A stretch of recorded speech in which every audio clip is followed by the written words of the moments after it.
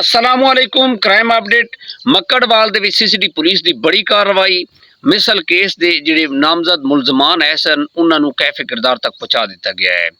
कुछ अरसा पहले मिसल खान नामी शख्स नूं बड़ी बेरहमी दे नाल गोलियां मार के जख्मी किया गया सी।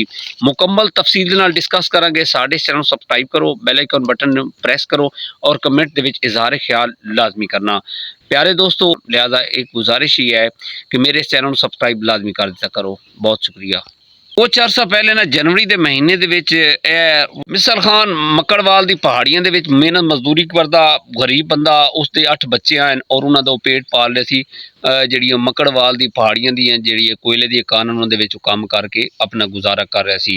उत्ते जनाब एक दिन वो अचानक एक साइड ते गया जा रहे सी वैराने दे विच जनाब उन्होंने ना ਜਿਹੜੇ ਨੂੰ ਮਾਰਨਾ ਚਾਹੁੰਦੇ ਸੀ ਉਹਨਾਂ ਨੇ ਆ ਕੇ ਇੱਥੇ ਫਾਇਰਿੰਗ ਕੀਤੀ ਹੈ। ਉਹ ਬੜਾ ਸ਼ਦੀਦ ਜ਼ਖਮੀ ਹੋਇਆ ਹੈ ਤੇ ਇਸ ਨੂੰ ਨਾ ਵਿਰਾਨੇ ਦੇ ਵਿੱਚ ਉਹਨਾਂ ਨੇ ਸੁੱਟਿਆ ਕਿ ਇੱਥੇ ਤੜਪਤਾ ਰਹੇ। ਬਾਅਦ ਦੇ ਵਿੱਚ ਜਨਾਬ ਜਦੋਂ ਪਤਾ ਚੱਲਿਆ ਉਹਦੇ ਨਾਲ ਜਿਹੜੇ ਮਜ਼ਦੂਰ ਸੰਗੀ ਆਏ ਸੀ ਉਹਨਾਂ ਨੇ ਹਸਪੀਟਲ ਸ਼ਿਫਟ ਕੀਤਾ ਹੈ ਕਿ ਉਹ ਜਾਨਬਾਰ ਨਾ ਹੋ ਸਕਿਆ, ਉਸ ਤੇ ਉਹਦੀ ਹਲਾਕਤ ਹੋ ਗਈ ਸੀ।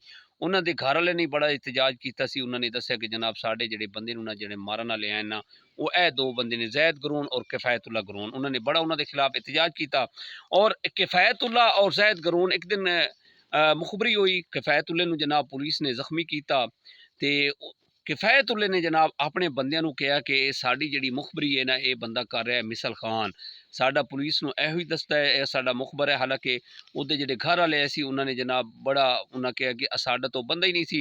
हालांकि मिसल खान इन्हां नूं कहंदा सी कि सानूं तंग ना करो, तुसी जिहड़ा दिन दनाते इत्थे साडे कोल तुसी छुपे पहाड़ियां छुपे रहिंदे हो, इश्तिहारी है सन चोरी डकैती भी नाल करदे हन ते तुसी मेहरबानी कीती हो।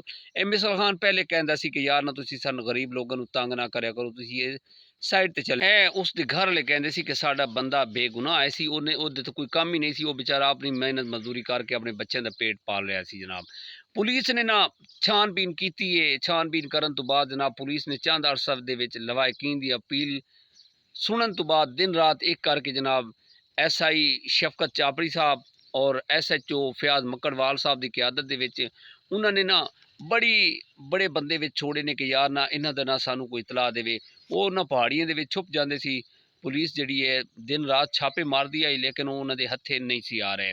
और ए जड़े असी खराज तहसीन पेश करने SHO फयाज जड़े साहब ने उन्होंने जनाब अपने कोलू पैसे दिते मुखबर नूं कि यार ना तू किसी तरीके ना सानू मुखबरी दे के ए बंदे पकड़वा। इन्होंने उस इलाके दे विच ना अफरा तफरी मचाई हुई सी, बंदे डर गए सी। जिस तरह इन्होंने मिसल खान दे नाल कीता इस तरह दी धमकियां देंदे सी कि असी अगले बंदे नाल भी इस तरह करते सी। मियां वाली दा एरिया है जनाब जिथे वाक़या होया है। बंदे बड़े बेचारे डरे हुए सी। मजदूर बंदा की कर सकता है, अपनी अच्छी जिंदगी गुजारन बस पेट बच्चों का पाल के गुजारा कर रहा सी। और यकीन करो कि CCD दे नाल मिल के SI शफकत चापरी साहब और SHO फयाज साहब ने जनाब अपनी नफरी ली। उन्होंने एक मुखबरी हुई कि मक्कड़वाल पहाड़ियां ते जनाब रुपोश हैं ते उन्होंने ना अपने नाल पूरी नफरी ली CCD दे एहलकार हैं वो लै उत्थे जाके जनाब उन्होंने जो रेड किया उत्थे मुकाबला होया। इन्हां दे नाल चंद साथी होर हैं, जमशेद है सी, एक किफ़ायतुल्ला, जैद गरून, 3-4 जिहड़े ना 3-4 होर है इन्हां दे साथी ऐसे इन्होंने मुकाबला किया। उत्थे मुकाबले दे विच जनाब इन्हां नूं मूँह दी खानी पई और ये साथी की फायरिंग के नाल जो इतला साढ़े कोल आईयां ने फायरिंग के नाल इन्हां दी हलाकत हो गई सी। और यह जमशेद और बाकी जिहड़े साथी है सी वो फरार होने कामयाब हो गए सी।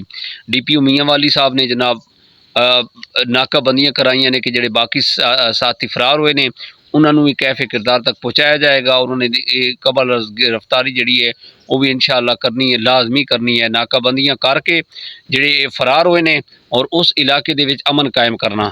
जी दोस्तों, इस तरह जनाब उसनूं इंसाफ मिले। मिसल खान नूं 8 बच्चों का बाप सी, अपनी मेहनत मजदूरी करके अपने बच्चों का पेट पाल रहा सी।